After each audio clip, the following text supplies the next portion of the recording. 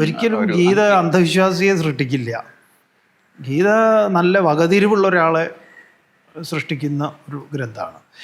നമ്മുടെ ഈ കുറഞ്ഞ കാലത്തെ ജീവിതത്തിൽ പലരുമായിട്ടും നമുക്ക് അടുത്ത് സംസാരിക്കാനും ഈ വിഷയം തന്നെ സംസാരിക്കുന്നതിൽ ഈ പി ഗോവിന്ദപിള്ള ഉണ്ടല്ലോ, PG എന്ന് പറയുന്ന പി ഗോവിന്ദപിള്ളയുടെ അടുത്തുള്ള അത്രയും ഭഗവത്ഗീത വ്യാഖ്യാനം നമ്മുടെ ഇന്ത്യയിൽ ആരുടെ അടുത്തെങ്കിലും ഉണ്ടോ എന്ന് സംശയമാണ്.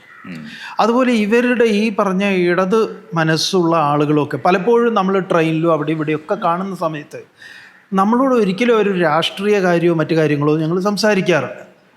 പലപ്പോഴും ഈ പന്ന്യൻ രവീന്ദ്രനെയൊക്കെ പലപ്പോഴും നമ്മൾ ട്രെയിൻ യാത്രയിലും, അതുപോലെ MA ബേബി, ഇവരൊക്കെ പന്നിയൊക്കെ രാമായണത്തിൻ്റെ സകല വശങ്ങളും പല വശങ്ങളും, അതിപ്പോൾ അധ്യാത്മരാമായണവും വാത്മീകി രാമായണവും അതിൻ്റെ കമ്പര് പറഞ്ഞതും എല്ലാം അദ്ദേഹം ഇങ്ങനെ പറയുമ്പോൾ നമ്മൾ അത്ഭുതപ്പെടും. അപ്പം ഇവർക്ക് നല്ല എന്തുകൊണ്ടാണ് നയനാര് പോപ്പിന് ഇത് കൊടുത്തത്?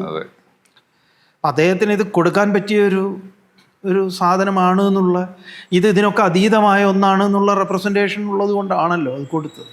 അപ്പോൾ ഇവരുടെ ആളുകൾക്ക് ഇത് നന്നായിട്ട് അറിയാം, നമ്മുടെ നിരീക്ഷണത്തിലും നമ്മുടെ അനുഭവത്തിലും. പക്ഷേ ഇതിൻ്റെ എന്താ പറയുക, പൂജിക്കുന്ന ഒരു വിഭാഗമുണ്ട്, അത് അവർ വായിക്കാറില്ല, അത് സത്യത്തിൽ അവർ മനസ്സിലാക്കുന്നില്ല.